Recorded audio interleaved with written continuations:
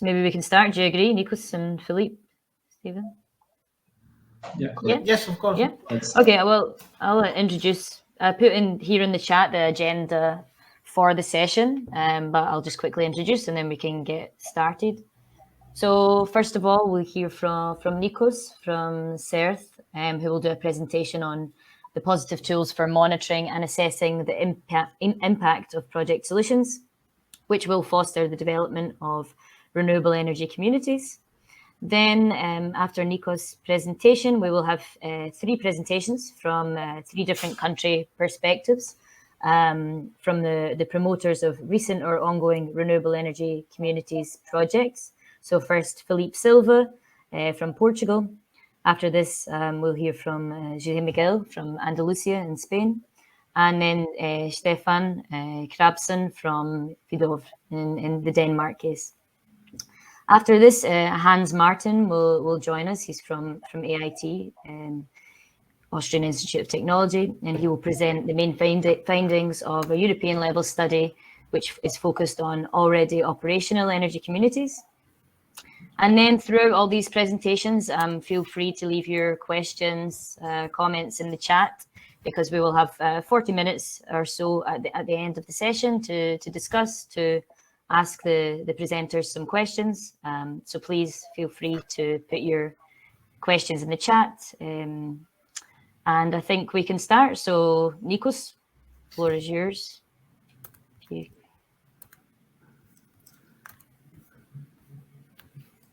Give me a second to. So, do you see my screen? Yes, we can see. Okay, perfect. Thank you, Claire, for hosting and actually coordinating this session. As you said, the scope of this presentation deals with the presentation of the various tools we use in order to assess and monitor on a first level the different solutions integrated, as we call them, as part of POCITYF.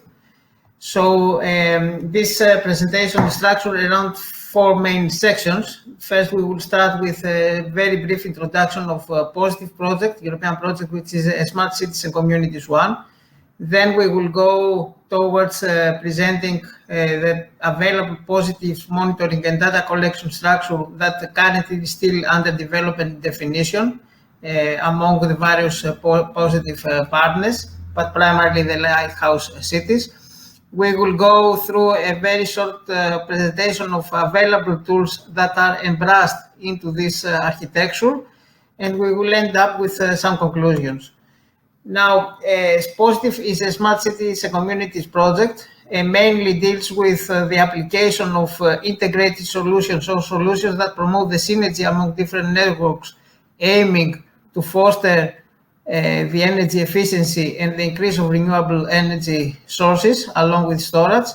But towards this direction, renewable energy communities, or in general, I would say local energy communities, are a key pivotal aspect that POCITYF takes into consideration and primarily demonstrates that in 2 lighthouse cities. The 2 lighthouse cities we have are Alkmaar from Netherlands and Devora from Portugal, while at the same time we have also 6 fellow cities.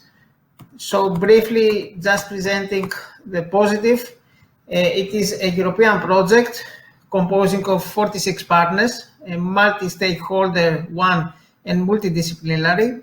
As said already, we have 2 lighthouse cities and 6 fellows one, and the scope is the demonstration of around 10, as we call it, integrated solution, composing of more than 70 innovative elements organized around 4 transition tracks.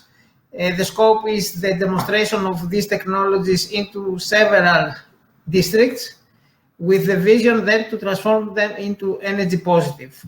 It is a 5-year project, and all solutions are organized around these 4 main pillars of solutions, starting from technology developments, aiming at the creation and operation of positive energy buildings and districts, organized though in terms of monitoring and assessment through peer-to-peer energy management associated with storage solutions. On an additional transition track that is considered, it deals with mobility, with, let's say, the mobility vector in our case being considered maybe mostly as a service and supporting grid flexibility. And when I use the term grid, I refer to all kinds of grids. All these things, of course, those should be embraced and have the social acceptance. So citizen-driven social innovation is as well a key pivotal aspect of POCITYF. And on the right-hand side of my screen, you may see also the key expected impacts, at least as concerns the energy mixture of these districts. Sorry, Nikos, I think we're not on the right slide because we're seeing the structure. Really? Okay, yeah. Sorry, I didn't know. Why is that? Give me 1 second. It's not on presentation mode, for example. It's Okay, I will share my whole screen. Doesn't allow me. Okay.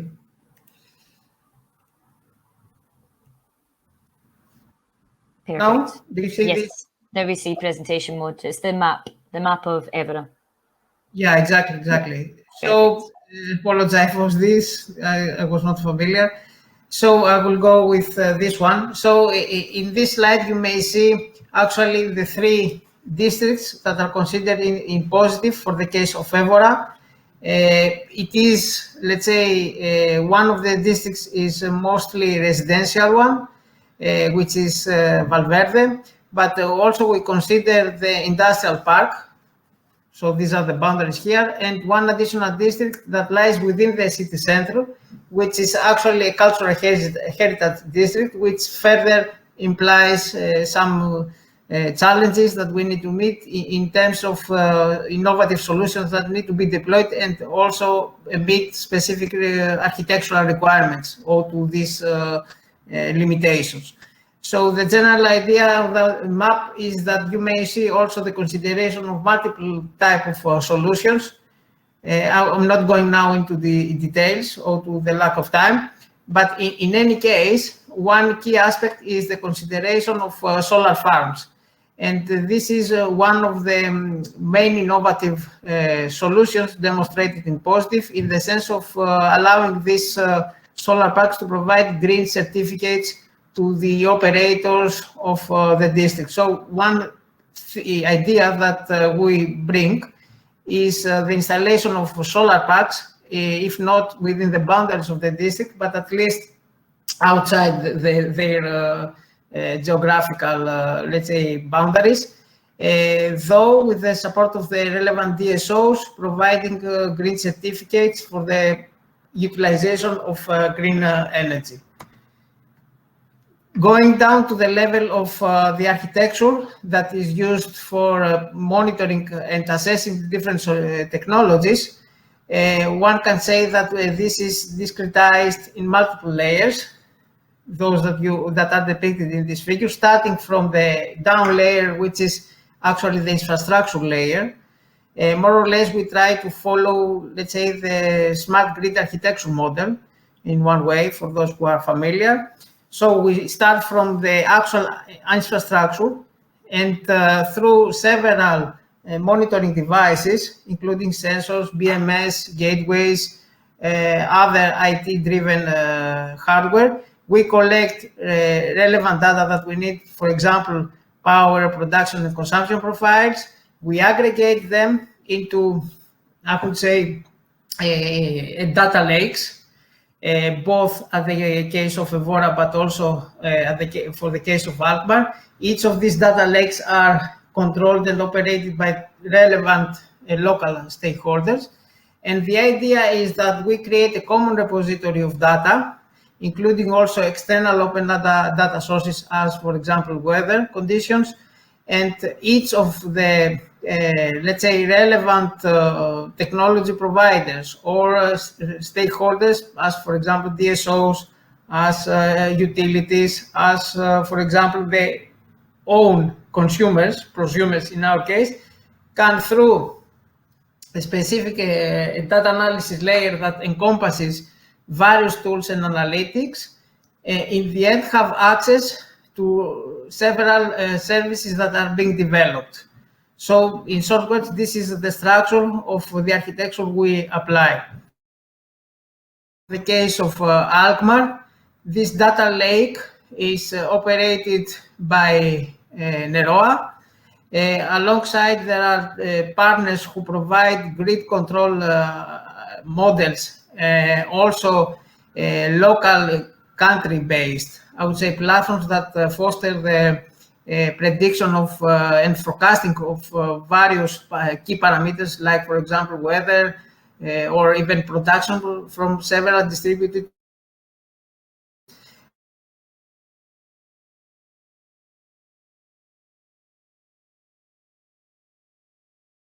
And alongside, we have additional vendors of platforms who provide different services.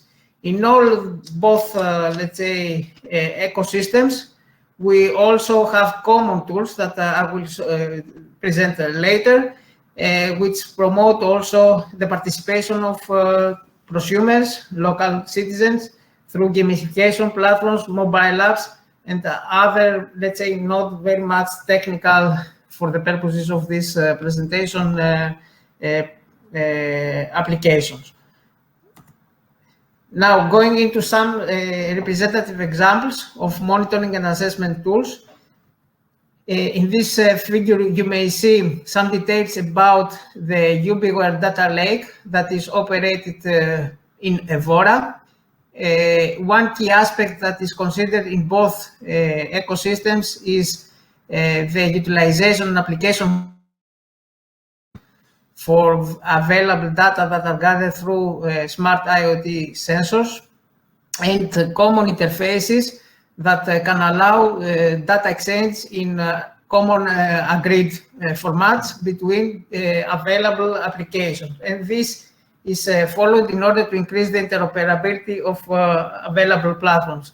More or less the same structure is followed for the case of Alkmaar. In that case, we have in Holland, which is mainly the district heating operator, but except from that, they gather also through specific substations available data for all buildings that are connected into this substation. So they have a quite good overview in a time scale of almost 1 hour of consumption profiles. And the same starts through TNO's Reflex platform primarily for the production, expected power production, including also forecasting mechanisms for available renewable sources, not only inside the boundaries of Alkmaar, but also outside, so from the relevant DSOs and the utilities.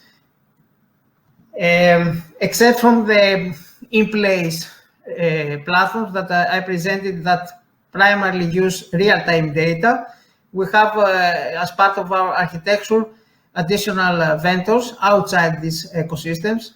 One example is the Energy City platform provided by Enersys, which is a platform that allows the easy monitoring of energy efficiency measures over a city. So what it does in reality is that it takes into consideration through Google Maps, in reality, the topology of the cities, and can, for each of the buildings or for each of the key assets that are considered into the energy system, present key performance indicators in a geographical context.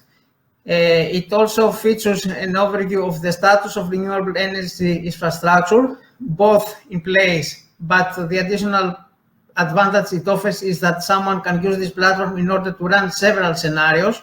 So examine what-if scenarios, in the sense that what will happen if I include, let's say, one additional solar farm, or if I include one photovoltaic solar roof in one of the buildings. So how the whole local energy mix will be transformed. It also considers for the energetic optimization of public lighting, and also provides some key figures about the expected CO2 emissions. All in these cases are always accounting for design data. So primarily, I would say, theoretical scenarios, so that city managers and city stakeholders can examine of what would be the best intervention they could make in order to achieve a specific goal they define. More or less a similar platform is operated in Evora, which is provided by Ubiware. It accounts also real-time data, and also can provide cities and citizens with a holistic view of their urban environment, and can be substantiated, all the information provided, by city management and governance focused on mobility and the transition from let's say, conventional vehicles into electric ones. It also provides a global integrated view of cities by displaying information, as in the case of Energies, the grids platform, and also compared to previous one, it can also offer functionality that monitors in real time, the traffic information. On top of that, it offers also the possibility for users to have, let's say, touristic and information about touristic and various social events. It also can be connected with air quality sensors, so that someone can have a real-time overview of the local microclimate that is induced, and also some bicycle traffic information. All these things are actually based on the use of geospatial data. What is of one additional interest that it is applicable, especially in the case of renewable energy communities, is this platform by Chematica. This is because it covers more or less the level of the transactive layer of architectures, meaning that it allows transactions among various prosumers through credit or debit cards. It can also consider for billing, it can consider also for available bills from different energy utilities and operators, distribution operators, while also through blockchains can tokenize the transaction in order to create some energy credits. This is a platform that has been tested in the United States and will be tested as well, specifically in Evora. The functionalities that it offers are more or less the ambassador features, which can allow users to create their own personalized campaigns to support existing programs in the platform. And this is something that can be used, let's say, for, I would say, community-driven investments. So consumers or prosumers can, let's say, invest a certain amount of money, and when necessary available budget is gathered, then someone can proceed with the investment and allow the investors, so citizens, to have some revenue streams for such type of interventions. Another feature that it offers is the save and donate, and can learn users how to save amount and actually reduce their energy bills by following personalized energy saving guidelines. Another one deals with the smart giving, so incentivize users with the use of smart thermostats to save, to reduce their energy consumption by just simply adjusting their heating and cooling profiles. And the final one is solar sharing feature, which allows users with solar panels, provides them with some guidelines on how they can operate them in order to increase their expected bill savings. Another platform that is also embraced is Verify. This is a platform currently developed by CERT, and compared to conventional ones, it allows the environmental assessment of various interventions. It can start from the level of building, but it can expand also to the level of districts, allowing a good calculation of the expected environmental benefits that it has. So it conducts life cycle assessment analysis, also enhanced through economic key performance indicators, and compared to available platforms or tools that exist, it considers also real-time data. So this is one of its kind platform, based at least on our experience, and its main competency lies on the fact that it considers real-time data or synthetic data for the case that we don't have any IoT sensors installed in those buildings.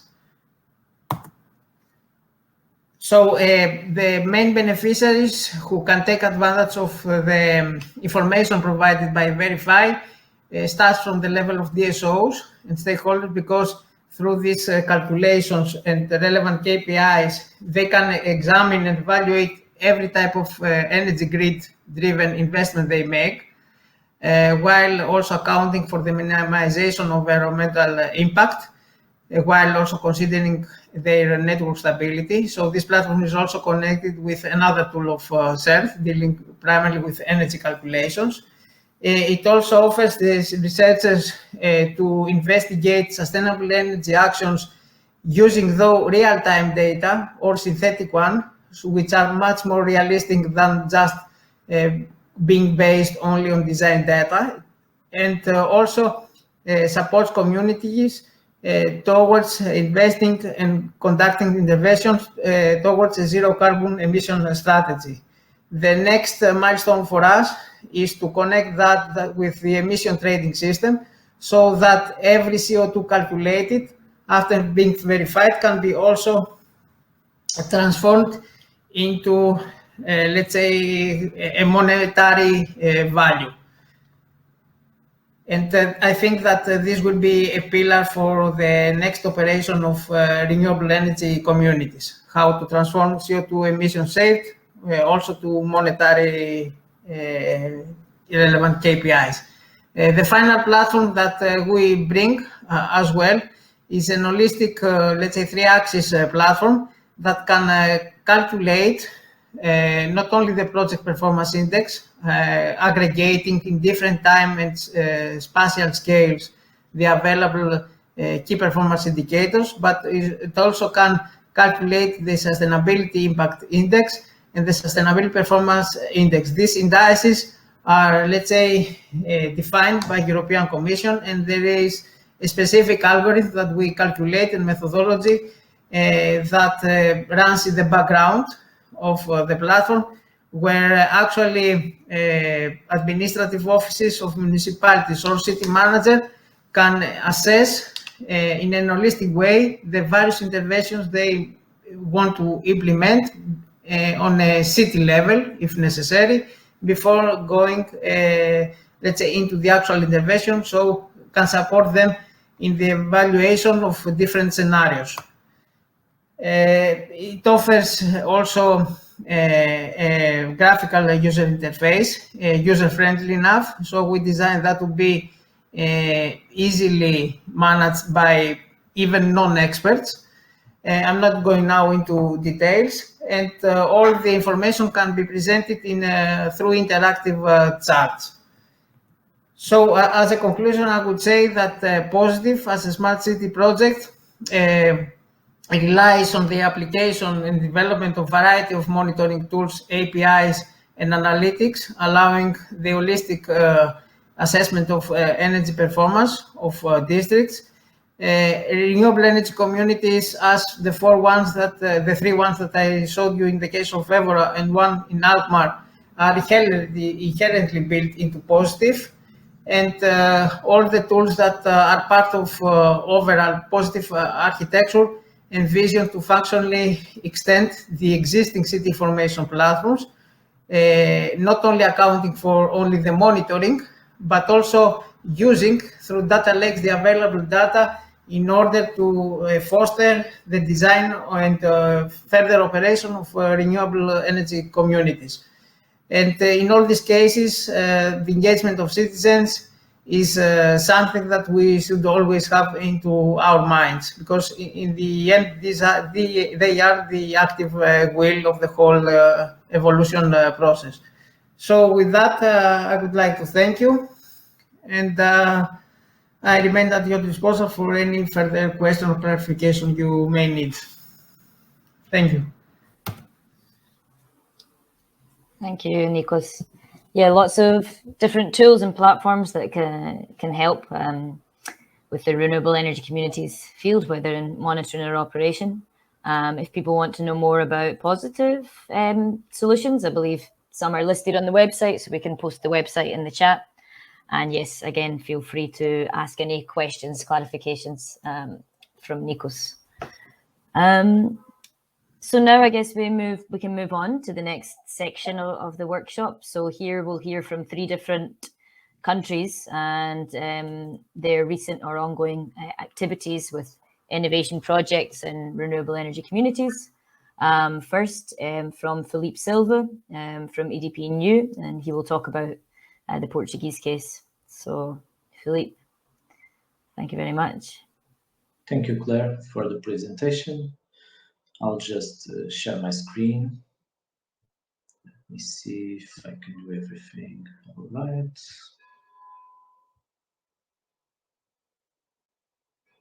Okay, so you should be able to see it right now. Thank you, everyone that is in this workshop. I see that we are not a lot, so if you want, feel free to leave any message, any comments, and we'll try to answer you, and we can even have a more dynamic session if you have questions. As Claire said, I will present the case of Portugal, so some innovative solutions for renewable energy communities that we are aiming to develop and implement here in Portugal. So I'll first like to start by showing you what is the renewable energy concept in Portugal, since of course this was shown in the Renewable Energy Directive, but then each country had to transpose it, and there were some different definitions. I know that even some countries don't have anything yet defined, so I'll just like to go over this concept. And I would like to start with this part of the orange arrows, which is the common part that we have in any electric system. So we have the generation goes to the DSO, TSO, and then we have the retailers that buy directly in the wholesale market and then sell this energy to the consumers. So nothing new here. The new part is the one that we have here in red.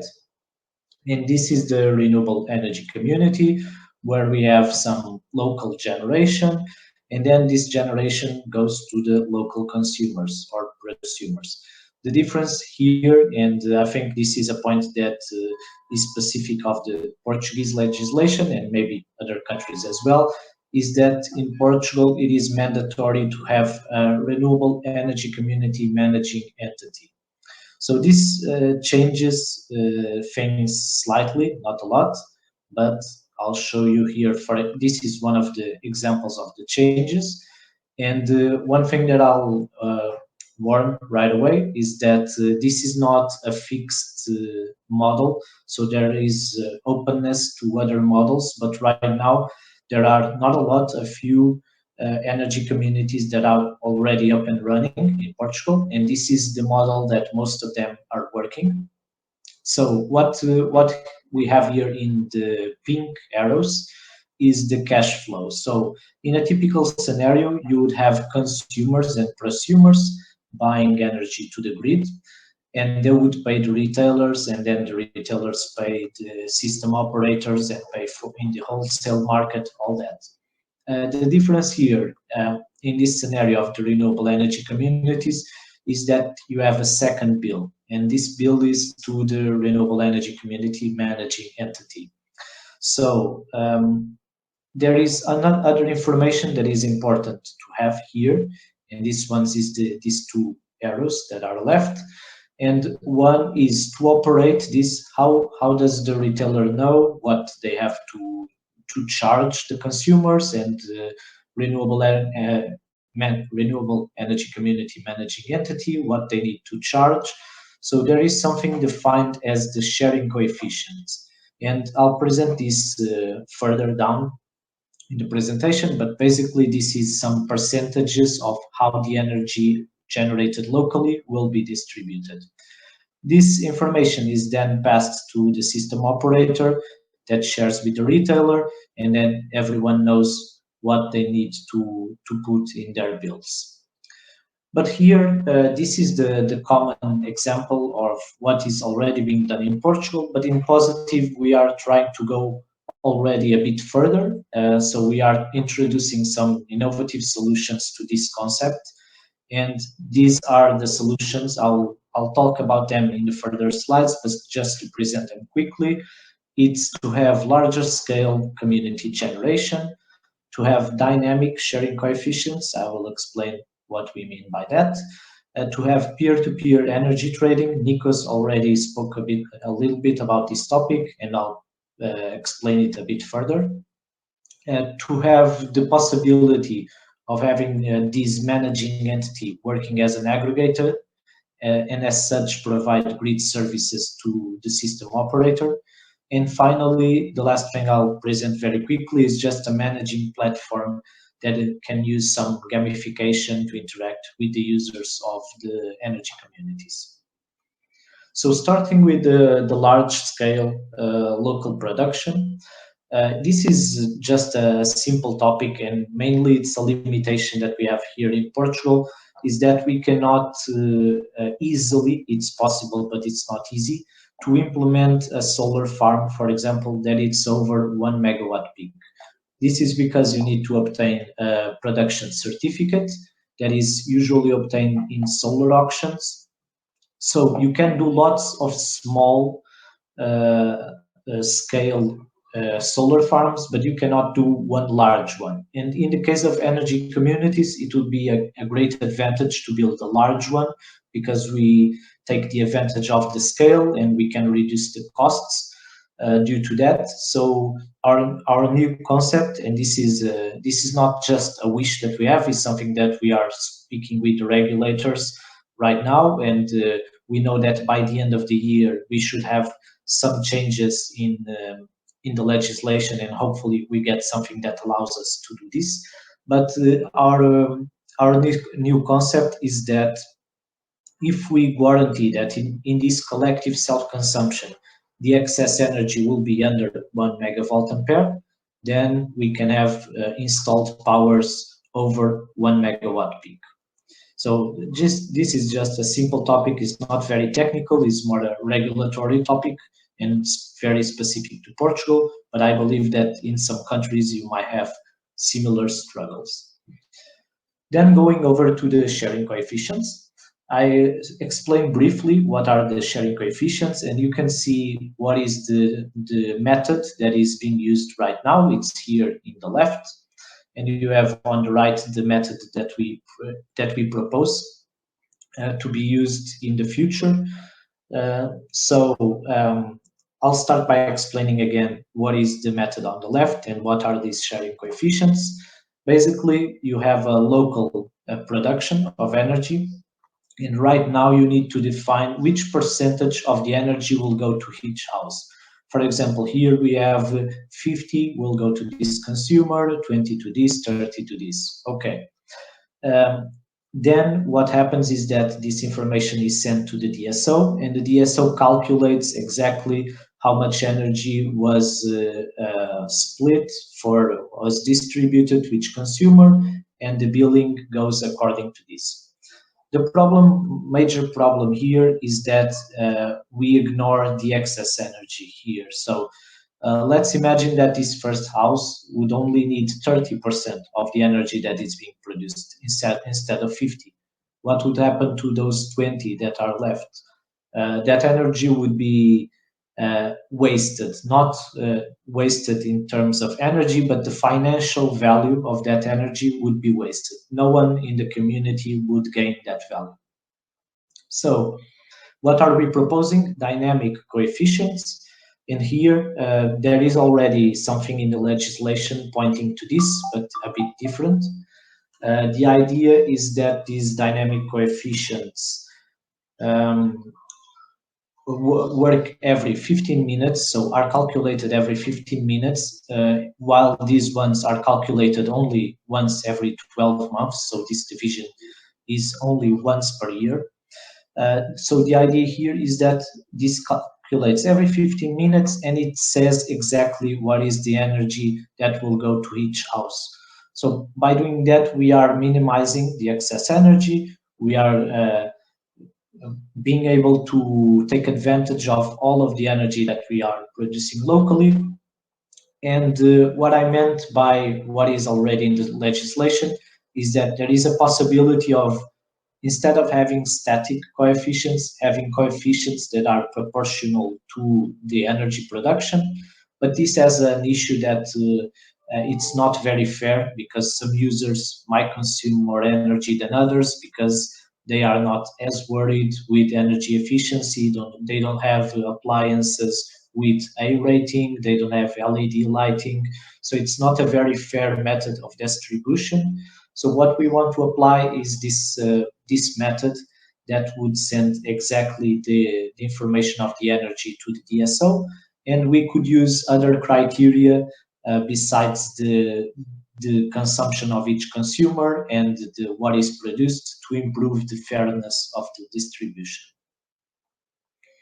Going over to the peer-to-peer energy trading.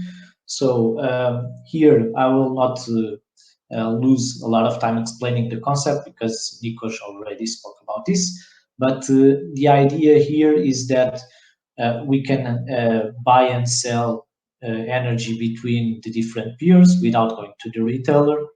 And here what we pretend to do, and is something that we can easily do, more or less easily, as soon as we have the dynamic coefficients, is to calculate exactly what is the distribution, and we can implement this. But I'll explain a bit better the concept, how we intend to operate it. So basically this is a three-step process to make it work. And the first step is to have a platform that matches consumption with production for every consumer and prosumer for every 15-minute period. So this is an automatic matching, and this will work as, again, as a financial operation because the energy already flow to the nearest consumer. But this is just a part of the financial operation. So we track where the energy is going.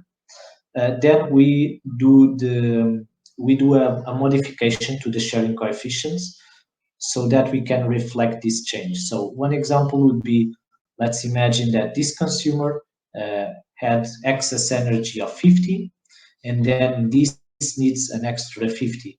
What we say is that the sharing coefficient of this one will be 0, while the sharing coefficient of this one will be plus 50. And by doing that, we are saying that this didn't consume 50 from those 50 from the grid, which means that you will not be charged by the retailer for those 50. At the same time, we have the problem is, okay, we have compensated the buyer of the peer-to-peer. How do we compensate the seller? And here is where this matching between peer-to-peer and renewable energy communities is very useful to us, because by joining or merging these two concepts, we can then provide a discount on the renewable energy community manager, managing entity, on the bill that is related with this prosumer. So by providing that discount, we are providing some value to this user as well. So everyone will be here, every peer will benefit from doing these transactions. And just to show, this is the same mockup that Nico showed, but this is the automatic platform that we are developing to match this 15-minute period for everyone.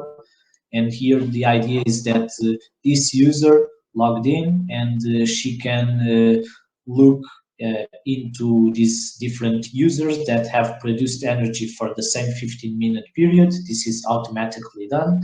And then she just comes here in the platform and decides to which one she wants to buy. Going for the grid services. Here, what we aim to do, and here, unlike the other solutions that I showed you earlier, those will be implemented in Évora, which is a city, an old city in Portugal. This one will be more on the simulation side. It's something that will be tested, and is to have this renewable energy community management entity work as a sort of aggregator that can provide services to the grid. So here, the advantage that they have is that they could have a different revenue stream. Not only they are paid for the community members, but they are paid for the services they provide to the grid. And they can do this because they will have flexible loads and flexibility assets, such as batteries. So here the idea is just to have a platform that decides what is the optimal flexibility response and triggers this action so that we can extract value from that flexibility. So I also show you here one page of the platform that is being developed for this purpose. Like I said, here a community manager entity could look into what are the communities that they are managing or other assets. They could look into grid requests, they could look into market values, they could respond, have demand response schemes to respond to grid requests, they could buy cheaper energy in the wholesale market, for example. So these are just some examples of strategies that can be deployed.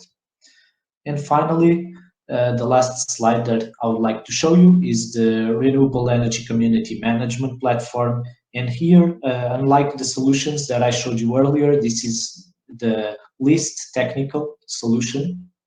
So basically, this is just a platform where users can go, community members can go, they can have some tracking of their energy, so it will allow them to manage their energy, and they will have some games, some gamification strategies that are aimed to increase the customer experience by interacting with the community.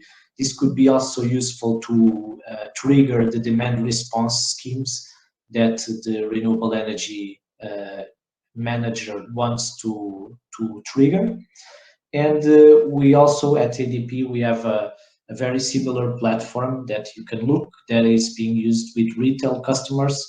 It's called EDP Zero, and it's very similar to this. So based on the different actions, the consumers can get rewards, and it's been very successful with the customers. And we know that these type of platforms are very useful to increase customer loyalty to our products. And that's all for me. Thank you very much, and feel free to leave any questions in the chat. Thank you, Philippe. Yeah, super interesting. And if you have any more questions for Philippe about the Portuguese regulation or developments in renewable energy communities, he's the guy to ask, so feel free.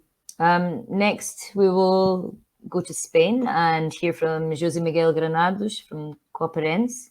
I believe he will introduce himself and present a renewable energy community there. So thanks very much, José, and feel free to share your screen. We can't hear you very well. Don't know if you can change your headphones or...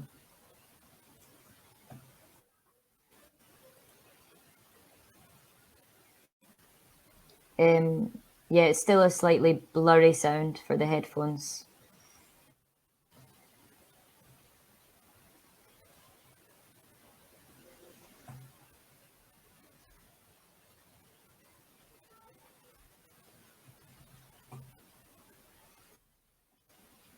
Still no sound from your side, José.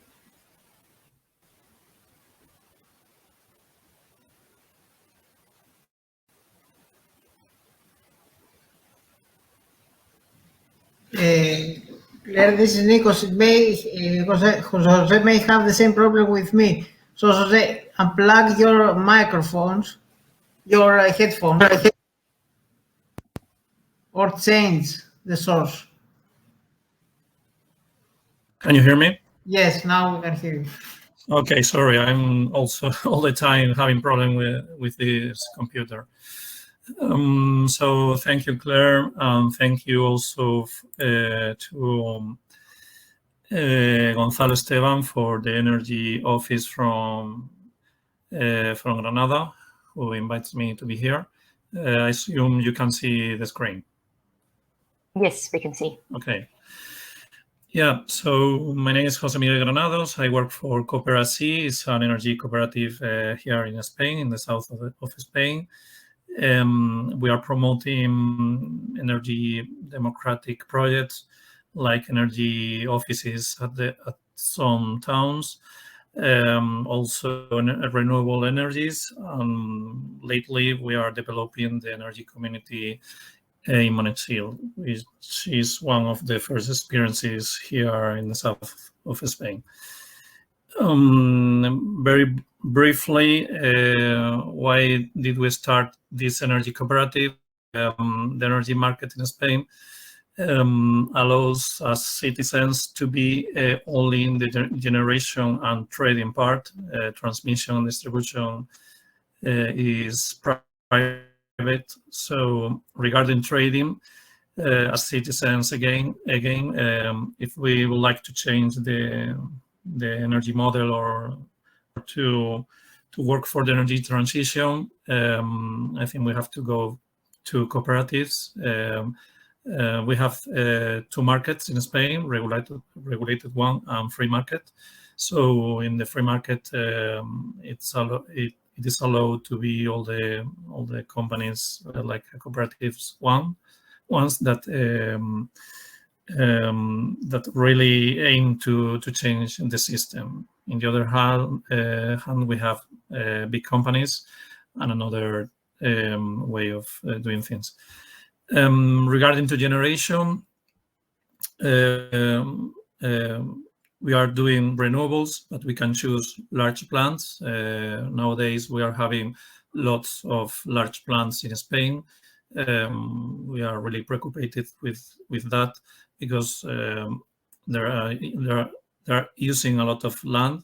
So that's why we are promoting this decentralized generation.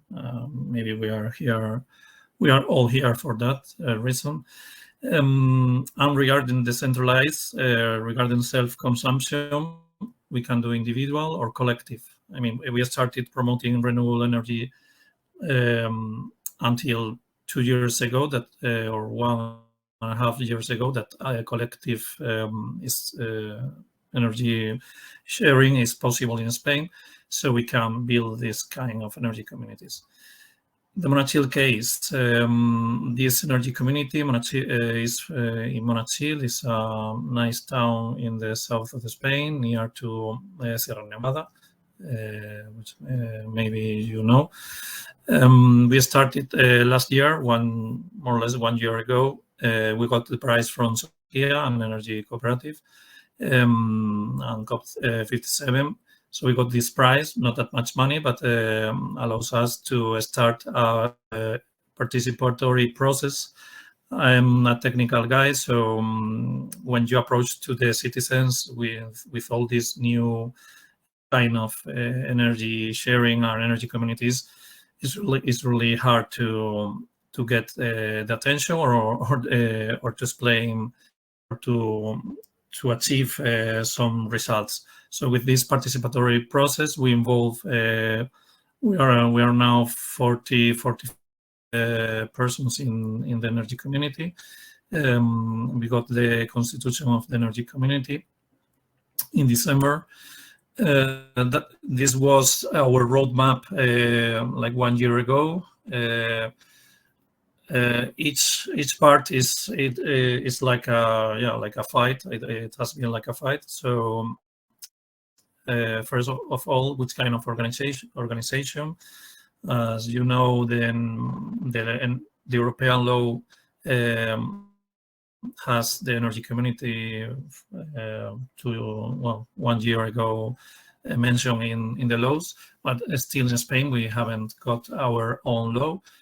We build an association with the same aim that this new energy community figure will be in Spain. We hope. So also, I mean, the aim is to install energy and to share with the citizen from Monachil, since also the city council allows us to do this kind of things. We work with them a city council agreement for sharing roofs.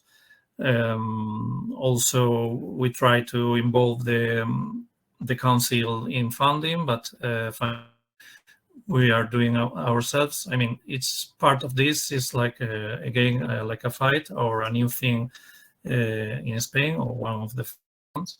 So it's always difficult.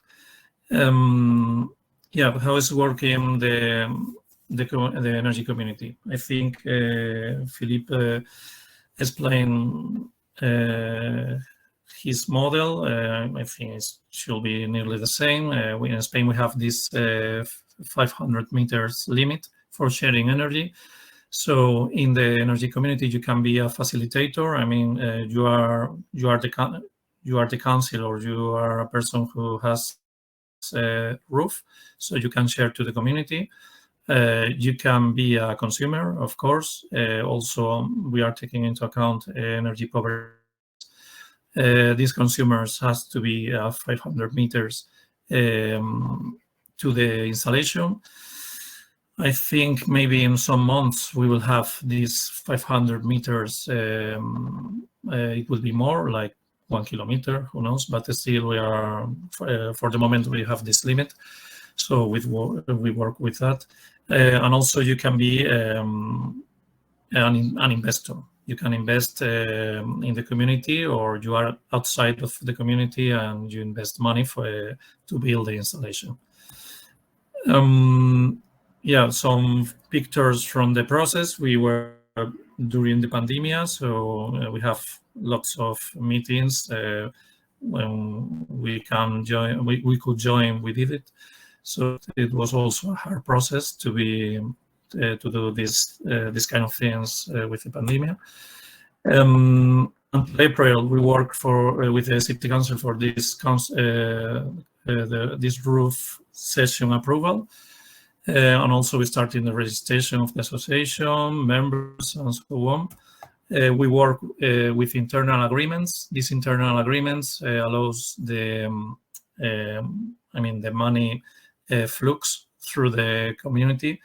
Since we are sharing energy, we have like 2 documents, important documents. The sharing energy document that it goes to the energy companies, and without these internal agreements, we won't have the money. So it's a way to close this cycle.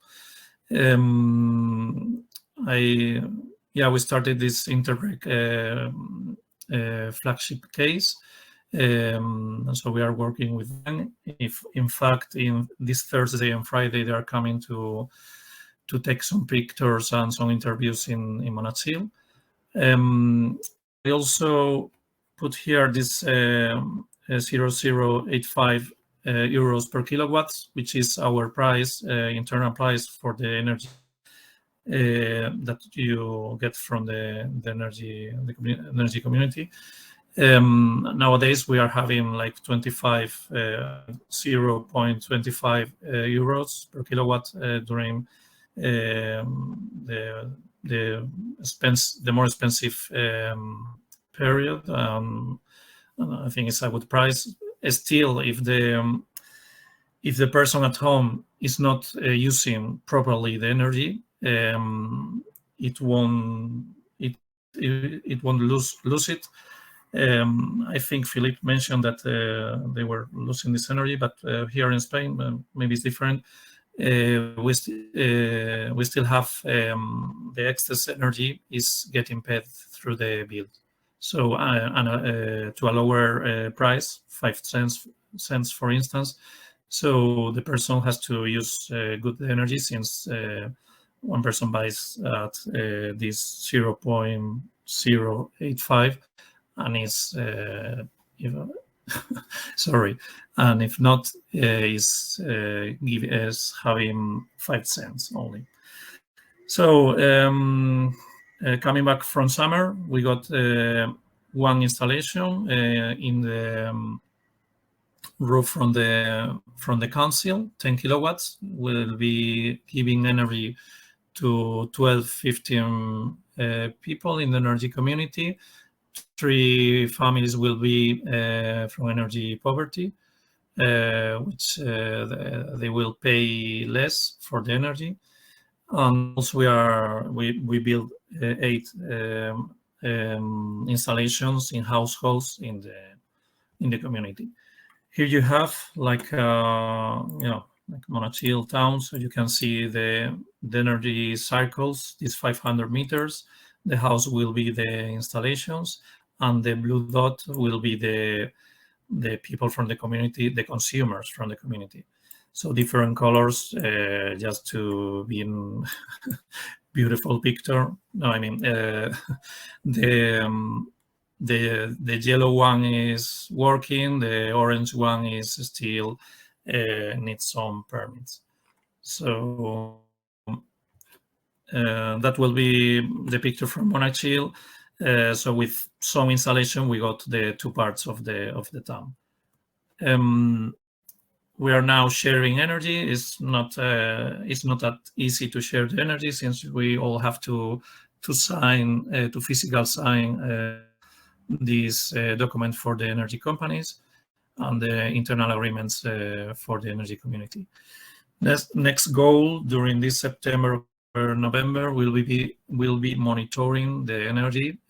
So each people from the energy community at home see the energy that is for them, not the energy is being produced in the installation, but the percentage they have for them, and also the energy that they are consuming at home, so they can use the energy. And the next goal will be, yes, more members and installations. Also the dissemination of the process. We page. We are going to close towns, and also we have some projects with the energy office from the Diputación of Granada to go to 10 towns, less than 1,000 inhabitants, to do energy communities. We'll see what we find. Also, we are having an energy forum in November here in Monachil. It will be physical one, not online.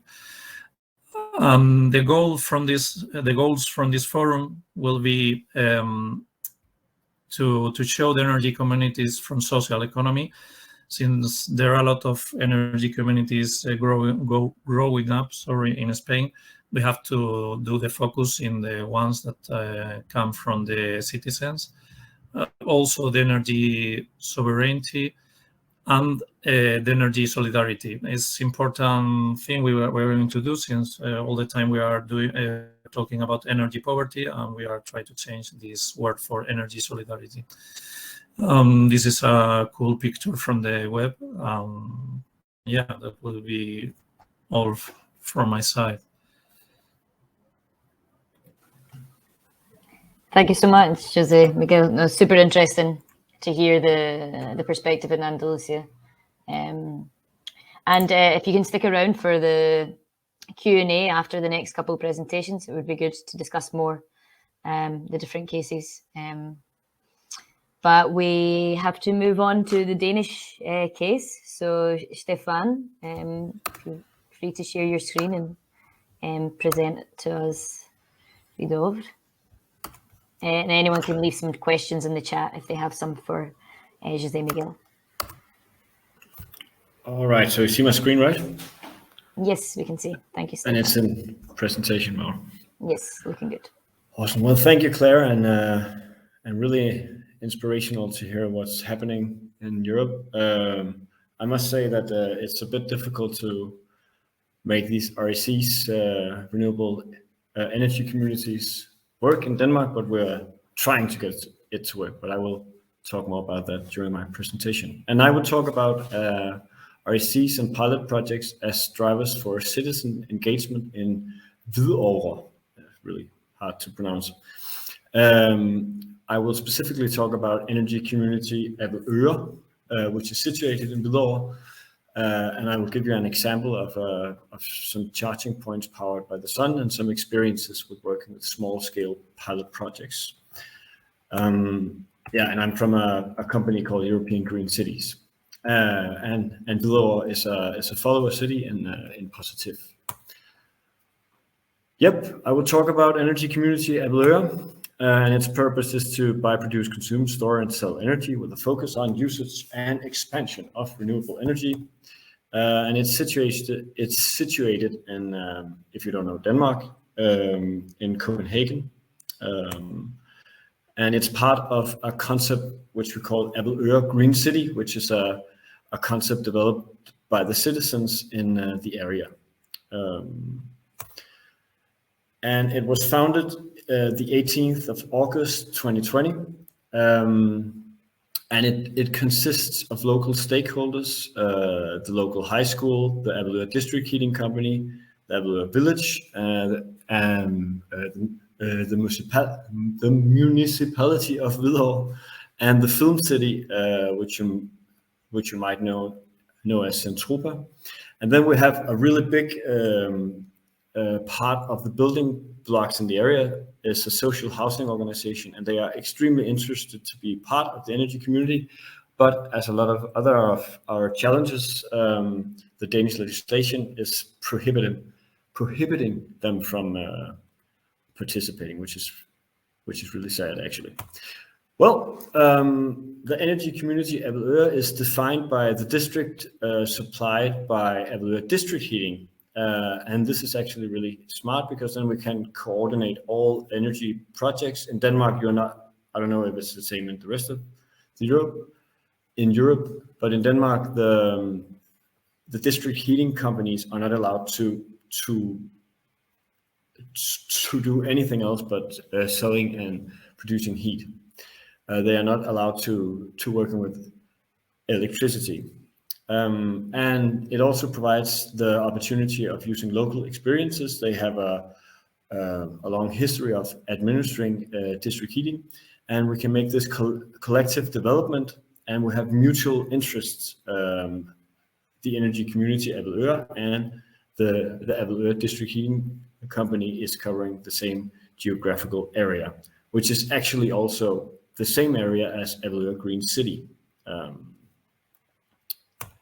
Yes, and our experiences with these pilot projects, which we are starting or which we are developing at the moment, is that they clarify challenges specifically in Denmark, the ones related to legislation, and then we can enhance possibilities within the projects. We can figure out where's the best business case, and these two combined paves the way for upscaling and making larger projects in the context of Avedøre, and I will get back to that later. But we tried to do a thing which we thought were really simple. We would make charging points that were powered by the sun, and it's inspired. It's a small-scale replication of the sun carport over a parking lot in Alkmaar, which is a lighthouse city in POCITYF, and it's close to the main sports complex. And it's a citizen-driven initiative, as you just heard, the energy community. And this project it's a group of 7 citizens who were organized as part of POCITYF. We helped them raise money from the municipality, and they are all local citizens who are living in Avedøre Green City. And what I just heard from Andalusia is just really exciting to hear how it seems as if you have the legislation working for you and not against you. But so I believe it's a really small project, but yeah, it was a huge project to make happen, which is kind of silly actually. But I'll hope to share some experiences with you guys later on. And as I said, the idea seemed simple, but it was not, because the Danish Energy Agency has made a minimum implementation of the EU Market Directive, which means that we have really a lot of challenges, and make this, it seems, in normal people's minds, the concept of producing power and charging cars beneath the solar panel seems kind of obvious, but it isn't. We had an immense amount of paperwork, numerous discussions on how to construct the organization, how to make contracts between the energy community and the citizens, and how could we transfer the money, and how could there's a law that prohibits if you have an energy producing facility on a cadastre which is not owned by the company who wants to build the energy producing facility, you're not allowed to do that. So we had to make a settlement agreement between the high school, which you can see on this, it's in the background here, it's a high school, it's below high school, and we had to make a settlement agreement between the high school and the energy community at Avedøre, in order to sort of have an agreement on them buying power from the solar panels.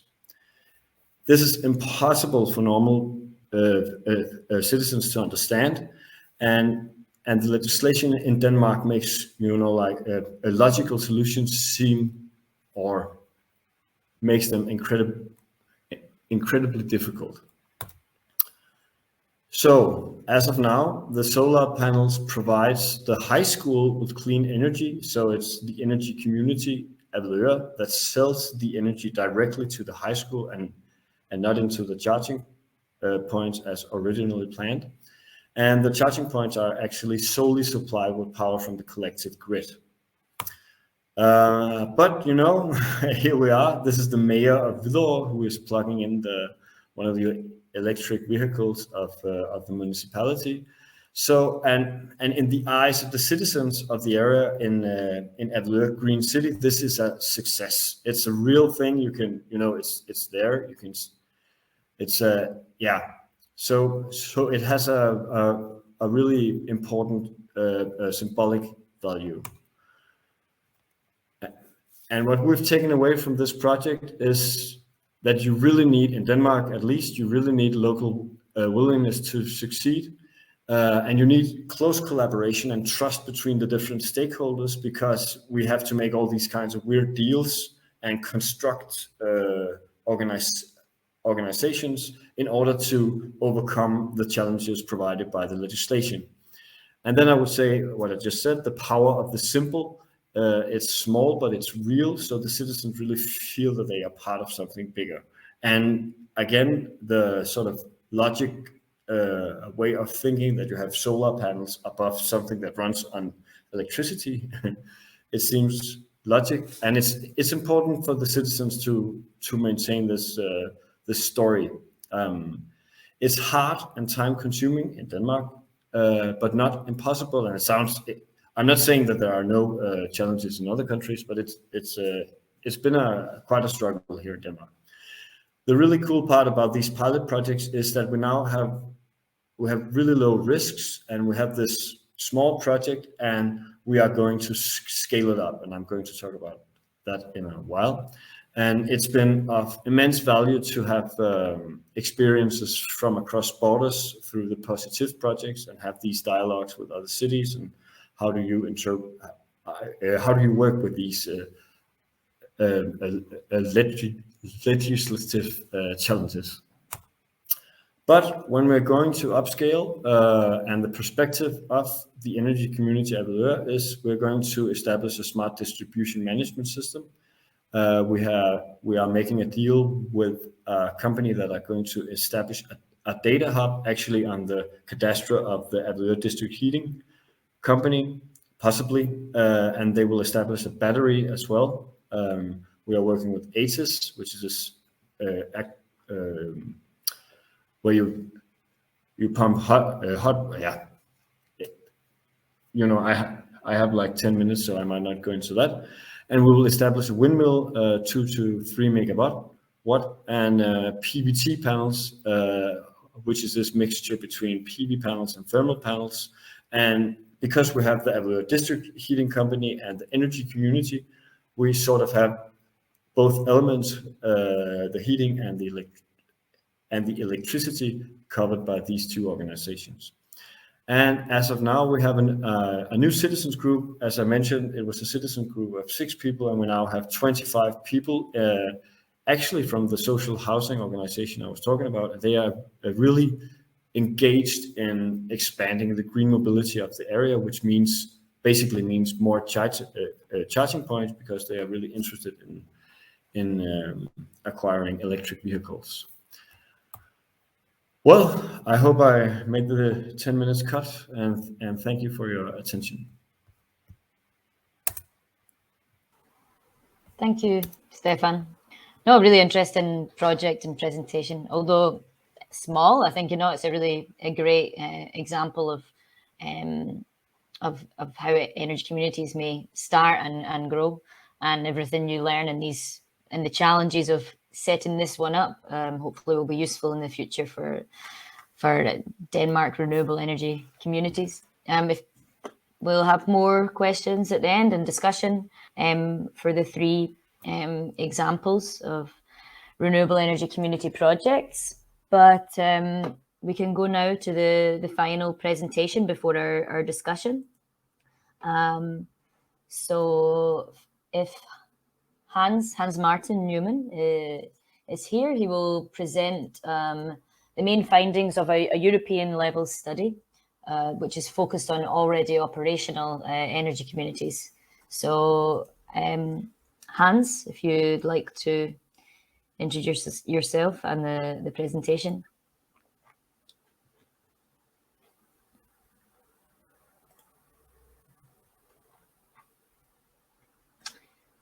Claire, I think that Hans was trying to enter, but I think he had a slight issue.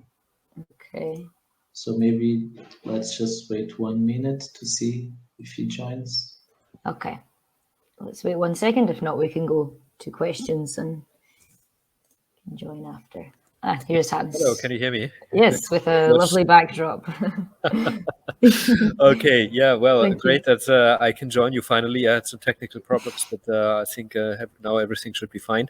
So I would like to present you the outcomes of a kind of a meta study that we did 2 years ago on behalf of the Vienna utility company on the current status of implementation for renewable energy communities. So let me share my screen. Can you see my slides now? Not yet, Hans. Not yet. Should be the icon just next to the microphone to share. Yeah, okay.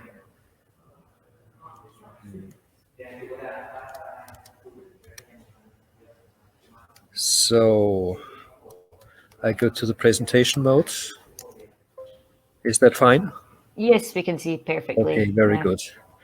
So, well, of course, the background of our study was that, well, as you all know, with the clean energy package on the European level, well, the requirement was defined for national legislation or for the national legislators to, well, foresee a regulatory framework that would allow for renewable energy communities. Well, it took, I would say, a certain while until we saw first results of that, but now the implementation is ongoing. And that also, of course, leads to new, well, challenges, but also business opportunities for example, utility companies.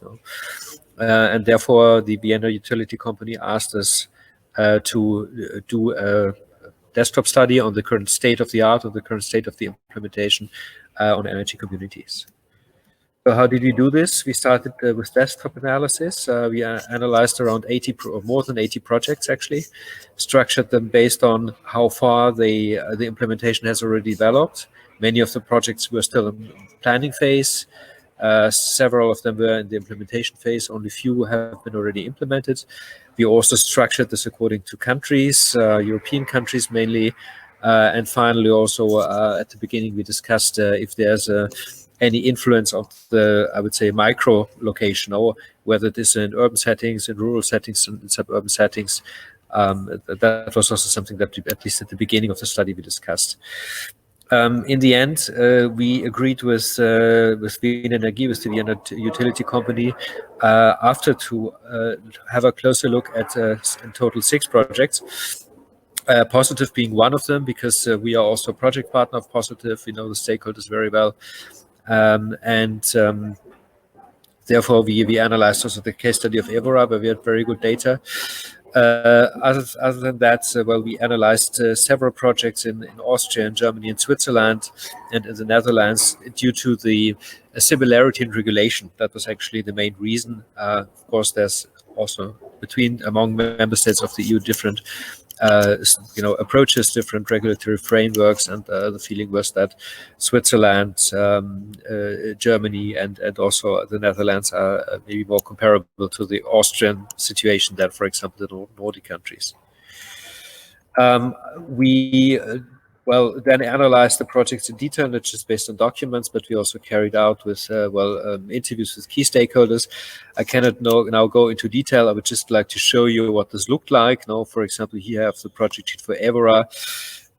It was at the POCITYF district. I think Evora is very interesting because there's the intention to develop 3+ energy districts, and also renewable energy communities in different settings, in a rural setting, in the historical city center, and as well in an innovation district.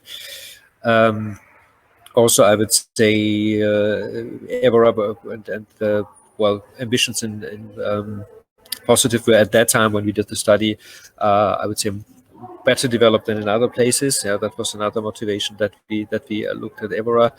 At another example that I would like to give is a new area in Vienna called Viertel 2, like a brownfield redevelopment site, where the Vienna utility company themselves have implemented several measures that go into the direction of energy communities. They did this already before the legislation in Austria would allow that, with some exceptional clauses.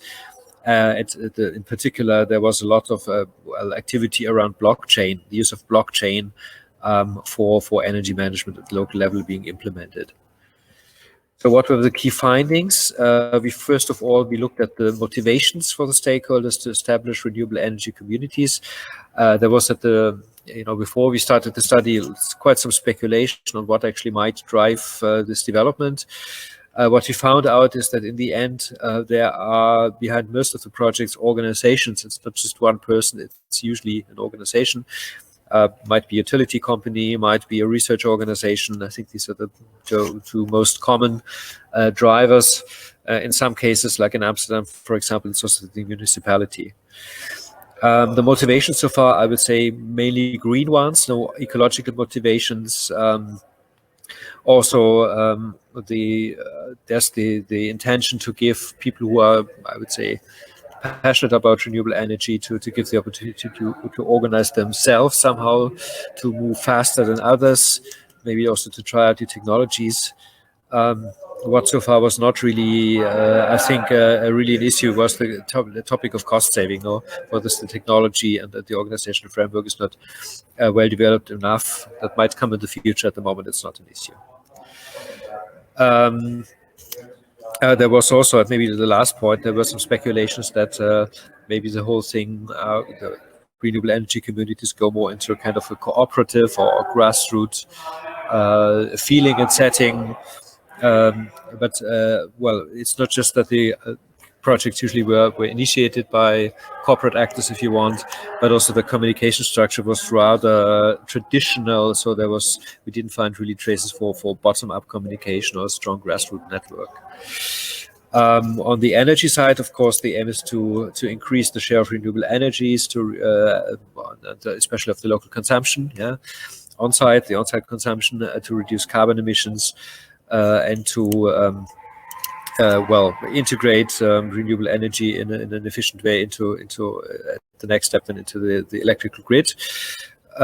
We also found that there were several types of energy services being implemented, not just the provision of electricity, but also in particular many projects focus on electric mobility and on vehicle-to-grid integration. Heat, that what Stefan has just mentioned for the case in Denmark, was only in a few of the projects really, I would say, prominently visible. That might now change as the discussion has moved on. Yeah. And regarding the, I think, business models, most of the projects were really I think all of the projects were in this regard in an experimental phase. So we did not find business models that were already mature and ready for deployment at large scale. Regarding the infrastructure, well, we were asking ourselves who actually owns the infrastructure needed for the renewable energy communities. In most of the projects, it was actually the building owners. Yeah, there were some exceptions where the utilities invested more. Yeah, but it's mainly the building owners. What was somehow visible, or I think maybe different from traditional energy and communities projects, is that the importance of digital infrastructure is increasing, and of course also this needs to be operated by someone. No, I think in this case usually by the organization that manages the community. Regarding the organizational frame, that also is something that I think is still in experimental phase. All the actors we asked told us that, well, please keep it as simple as possible. We don't know yet what actually the best solution is, so regulators should keep it open, keep open many options, and really keep the entrance barriers low. Yeah. We found different forms of legal forms of organizing this: associations, cooperatives, limited companies, companies with limited liability. All of these were present. What we learned from the cases is that usually it needs someone who drives the whole thing. That could be the manager of this organization or also an external stakeholder, but you need someone to coordinate all the activities, and this is something that where I think also, for example, Wien Energy might see a field for future business, to somehow organize renewable energy community processes. Risks, of course, on the risk side, unfortunately I have the slide only in German. There's regarding liabilities, I think certain problems at the moment, because it's really clear who will be liable in case something does not work out. Many of the, I would say, baseline studies that have been done so far were outcomes of research projects. The practitioners are sometimes not sure to what extent it can be used in practice. There's a lack of standards at the moment, technical standards. Regarding the consumption structure, we know that there must be something like a minimum size. This is what you hear from everyone working on the field, but it's not so clear actually what the minimum size actually is, and what the optimal structure of a renewable energy community should look like in order to allow for a feasible business model. I think this is something where more research is needed. And finally, of course, also, I think once the renewable energies come to the market, the big question is, of course, who will pay for who will raise the investment that is necessary to make it happen. Success factors, as I said, keep bureaucracy low. Be flexible regarding the way how it is organized legally, provide some technical assistance, provide consulting. And also communicate everything clearly to the end users in the end. Get them on board.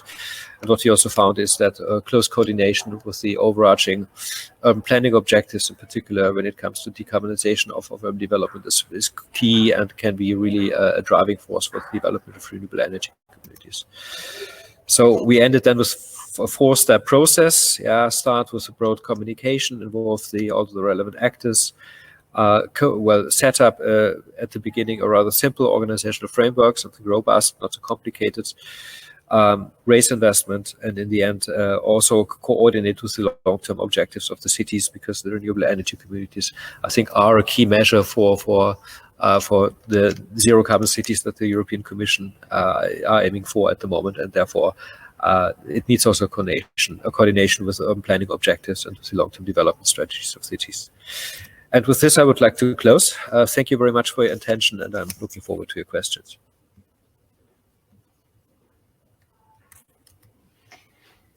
Thank you, Hans. Now I would invite the speakers.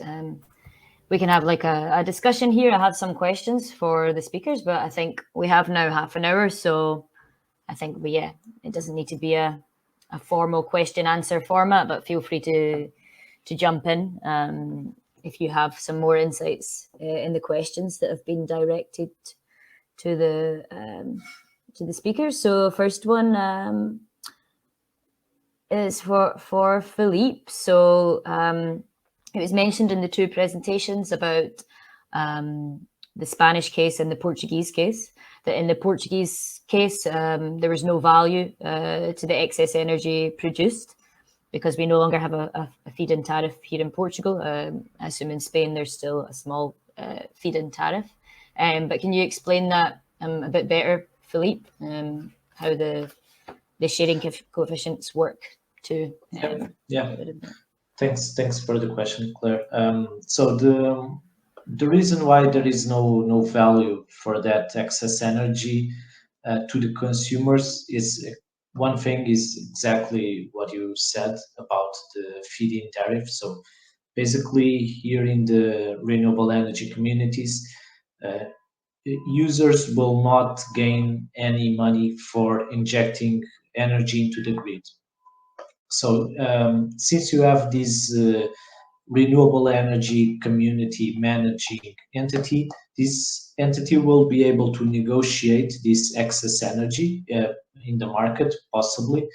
That is possible. So this entity can have some value from energy that is not being used by the citizens. However, the citizens will not see any value from this unless they do some sort of agreement with this entity and decide that some share of this sale will go to their, will be value for them as well. But if we look only into consumers and the sharing coefficients, and I gave one example where there was a house that had a 50% sharing coefficient and maybe it only needed 30%, those 20% is a value that is being lost. That's why the dynamic sharing coefficients are very important to improve the overall community in terms of value and also in terms of giving people something for their money.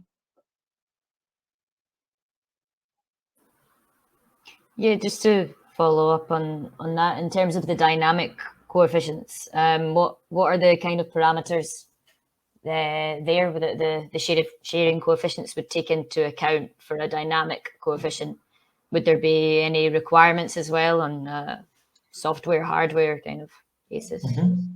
So right now what we are thinking for the dynamic coefficients is to have a formula that takes into account not only also the energy consumption of each user, but also other parameters such as the investment that is done. If there was investment in the solar farm, what's the percentage of the investment he has done?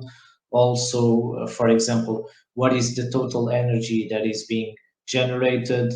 For prosumers, there will be a discount of the energy that they are self-consuming, because if they are already self-consuming energy that is not from the community, let's imagine that they have a solar panel of their own, then this energy is prioritized instead of the community energy, because this way we can leave more energy for the citizens that really need it. So this is not fixed right now. We are looking at it. We are looking at these variables, but the idea is that if we change the way that the DSO looks into these sharing coefficients, anyone could be able, or any managing entity could look into the sharing coefficients that they want to define. They could have a general assembly with all the community members, and together they can decide what is a good way to reduce excess energy, but also what is a good way of having a fair distribution, which I think, at least in Portugal, is very important for users to understand that the energy is being fairly distributed, and it's not distributed to people that are benefited because they know more about the subject or something like that. And also, sorry, regarding your second question, because I didn't answer of the software requirements, hopefully, if the DSO starts to accept these detailed dynamic sharing coefficients, then there will not be any specific software requirement for this, although we would recommend to have some platform that is able to calculate this in a very dynamic way in order to have these coefficients that are constantly updating, because this will be better for the community overall. Nice, thanks, Philippe. And maybe to Jose Miguel, and you mentioned briefly that it's fixed shared coefficients in Spain. How does that work there? For the moment, you sign an agreement for 1 year. So the energy distribution company said that not allow during this year to change these energy coefficients. I don't know if it will change. And also the dynamic coefficients, they are talking about that they will come. But in the way, I didn't understand all the Portuguese case, but here it will be like 2 periods during the day. So an office leave the office, and the energy is free for another company or the citizens. But for the moment, fixed coefficients on this 1 year agreement. So it's also 1 year for you to be able to change your power at home. So it's all the time this a really static system model. Nice. And I got from your presentation that this the facilitator role is perhaps comparable with the EJAC role in Portugal. It's the Renewable Energy Community Manager. Which kind of stakeholders are taking on that role in Spain as the facilitator of the energy community, for example, in the case in Andalusia? For the moment, in Monachil, we are there. We're there with this prize. We got some money to do our work. I also live there, and I also work for the energy office.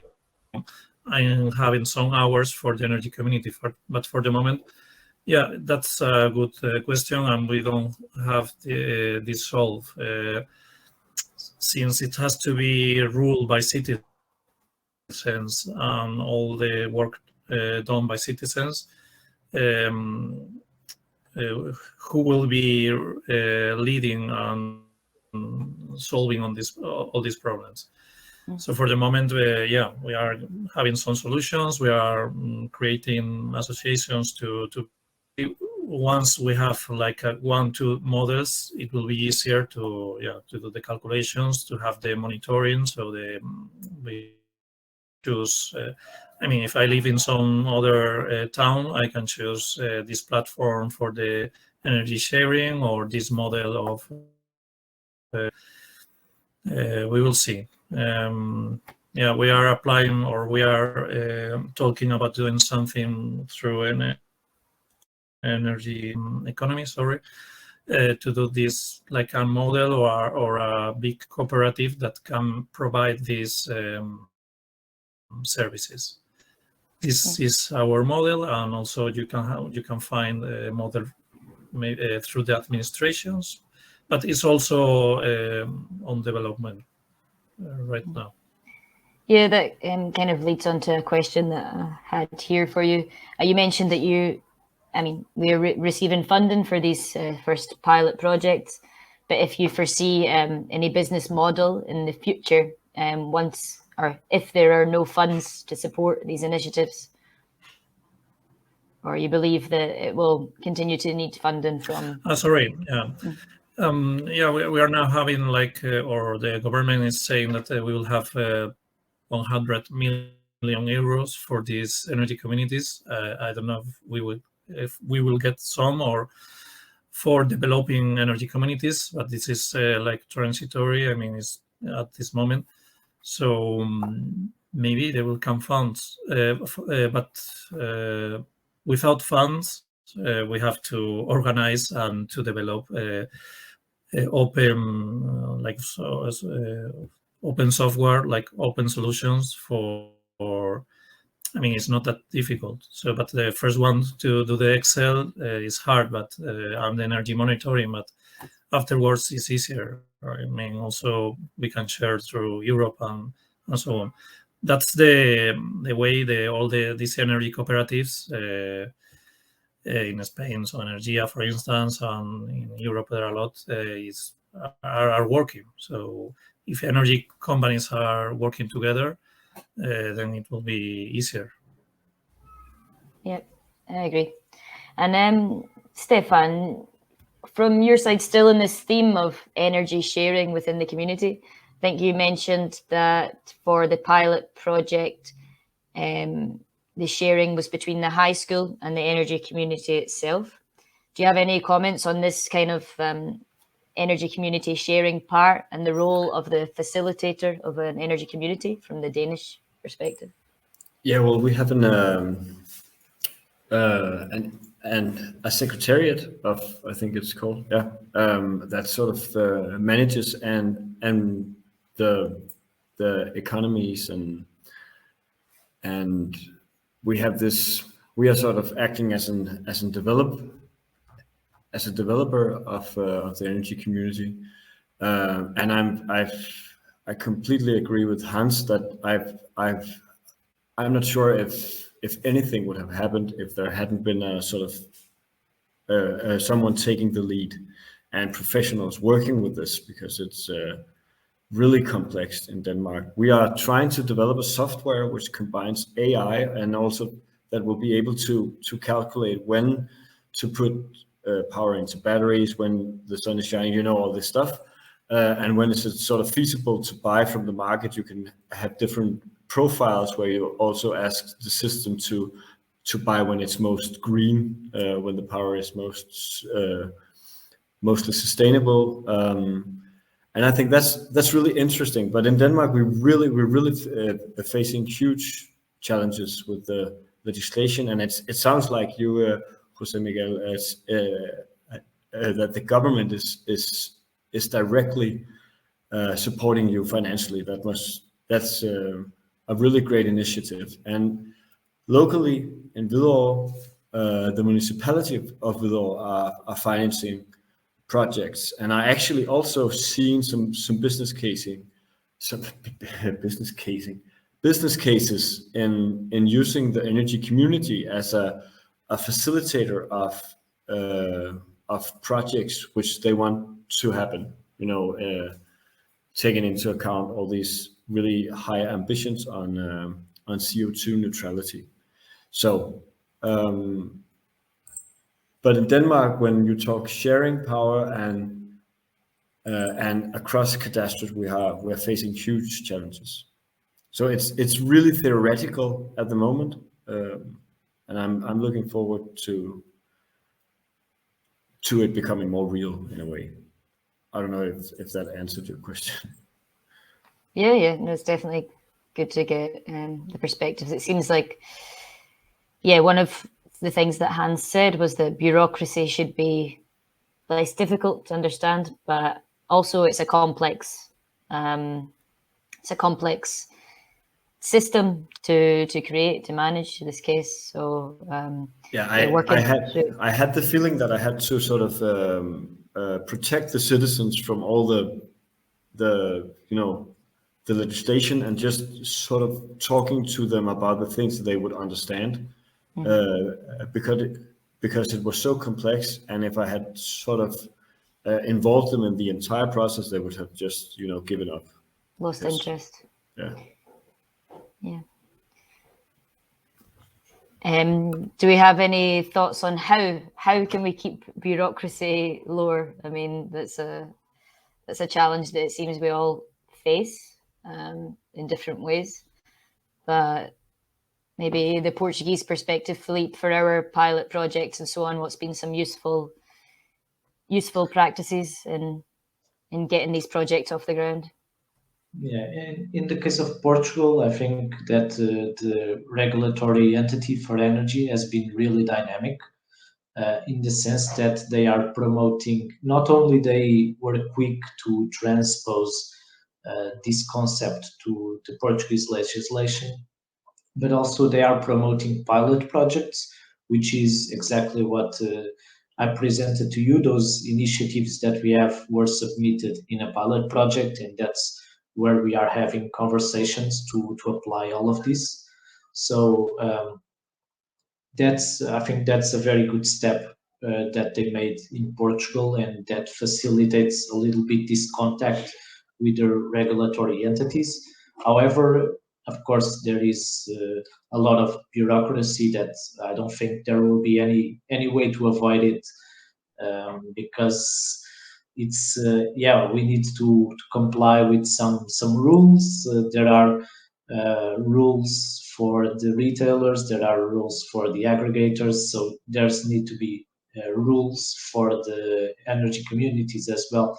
And right now we are in a process where we are having, for example, we already had regulation this year coming out for this topic of energy communities, and apparently there will be one more coming towards the end of the month. So the regulator, we can see that they are committed to improve, because we can see that they are listening to what stakeholders are saying, and they are launching new stuff as they see that there are some flaws, and they try to correct them. Yeah, so this is the thing that we have here in Portugal. I think it's very good, but again, there is no way to avoid all bureaucracy. That sounds amazing.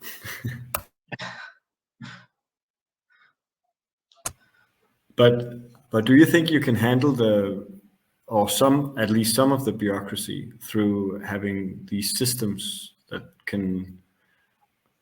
I just think that having people involved in manually making transfers between them I'm not sure if it's a sustainable, in the beginning people will think it's really interesting, but in the long run they might sort of, it's just power they will use. Or so this I think is a little bit tied to what Hans was presenting in his session. So he was talking a bit about what are the different drivers of this concept, and as he told us that at least for their research, most of these projects were not being conducted by the citizens themselves, but by companies, which is definitely the case in Portugal. Retailers, PV installers specifically, because we have a lot of sun in Portugal, and PV installers are very keen on this topic to install more PV. Besides that, Hans spoke a little bit about that for people that engage this, their main motivation is that they want to have a greener footprint, they want to produce green energy. But in Portugal, we see that people are looking at this as a way also to save money. So most of the people will not be interested if there was no savings attached to this concept. And fortunately, because photovoltaics is getting so cheap, and we have good sun exposure here in Portugal, we can make that a reality. If we can install photovoltaics for self-consumption, we can provide prices that are cheaper than the retailers.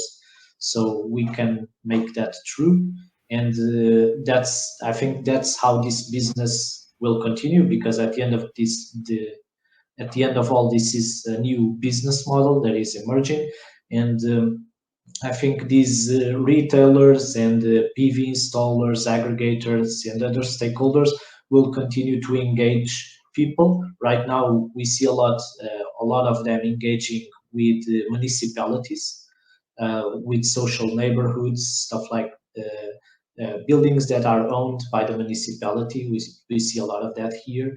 So I think the way that this will continue will be these entities will continue to drive, will incentivize people, and their way to incentivize will be say, if you join us, you will get cheaper energy. So I think this is how we will move forward.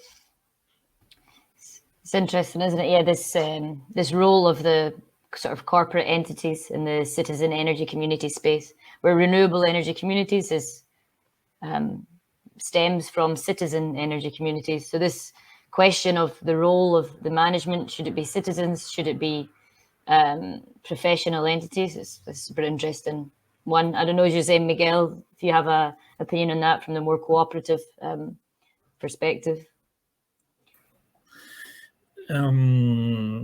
Yeah, I mean, I have been like 8 years with this kind of energy things with the Energy Cooperative. In 2013, yeah, it was not possible to share energy, but still, yeah, so Energia, ECO, different organizations find a way in the system to do that. So I think it's always possible through the citizens. And even is one thing I'm noticing now. I think I mentioned there are a lot of energy communities, but they are not the same all.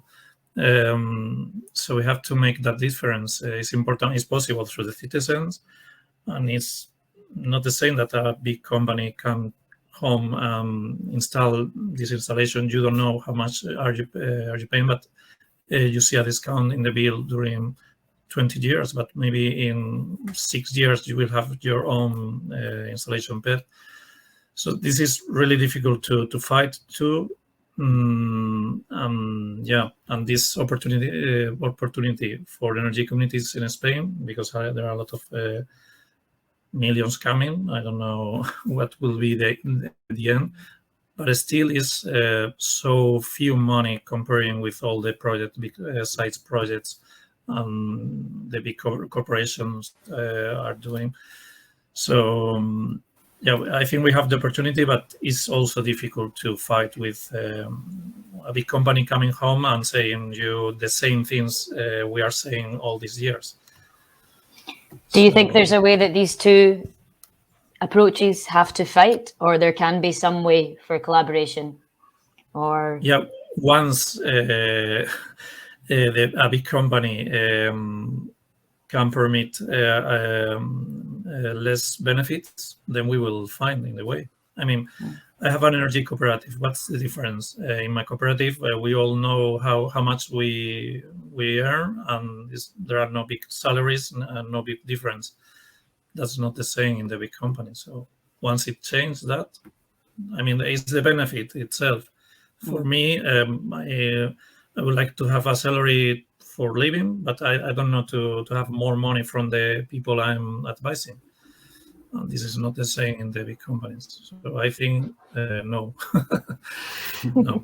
But okay, I like your honest answer. Maybe they can change. They will have different business, and this business can be more how do you say, more open or more transparent. Yeah, transparent for the people. Maybe the energy can become this, but I think it has to. I think yeah.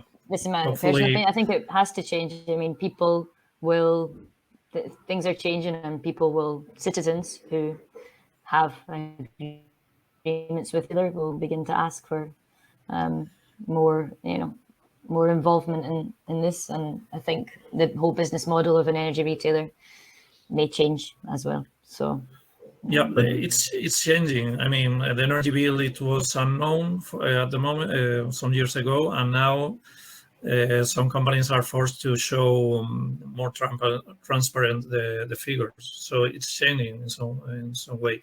And also big companies are installing renewables, so that's a change. Yeah, I think that's a really important aspect of this, which is the local ownership.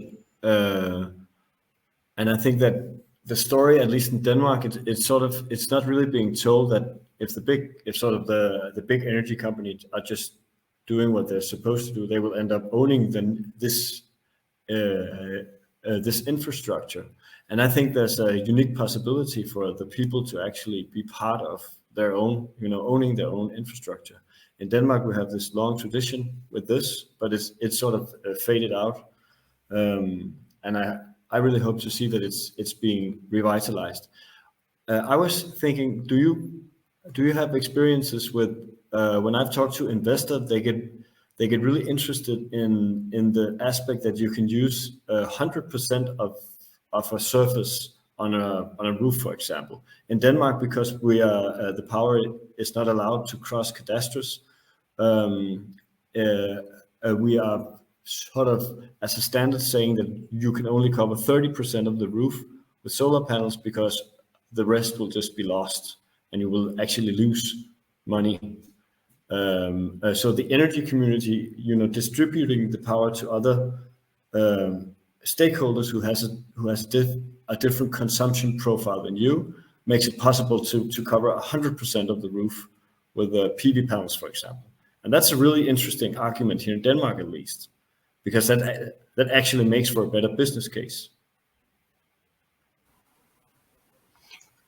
Yeah. Also, just to comment on that, in Portugal, you have to request permission to the DSO in order to see how much you can install for these energy communities. So despite what I said in my presentation, that we want to implement larger community solar farms, this is also very dependent on what the DSO says. If there is availability in the network in that part of the town or in that site to implement more production, or if there is no availability, and if that is the case, we cannot do anything about that. Okay, that's really exciting, because we are sort of really working hard to get the politicians to get that the energy community has certain rights and has to be treated like, as an equal player on the market.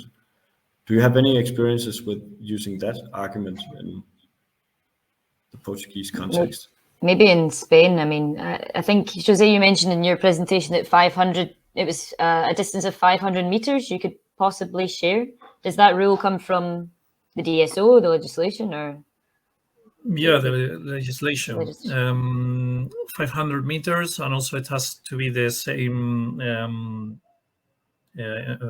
electrical distribution network, or the voltage, right? Voltage level, maybe. Voltage level also, but the same transformation transformer. Yeah. Transformer substation. I think so, yeah. And also, if maybe it will come a problem when a lot of energy communities will be installing a lot of energy. For the moment, it's so few. But I imagining all the roofs with energy, maybe the DCO will say something. I don't know, but it has this 500 limit.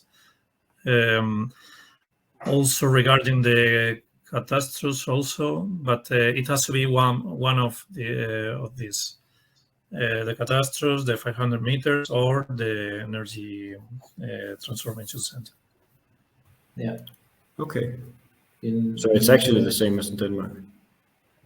Yeah, I think Portugal defined this after Spain. So they looked at the Spanish example, and they thought that the 500 meters was very restrictive. So what they did was they didn't want to put in the legislation what was the physical limitation. So they just said that it needs to be nearby, which doesn't say a lot, and then you need to request for permission. But in theory, you can ask for permission for the distance you want, as long as they seem that is viable. They will say okay or not okay, and you can advance with your installation.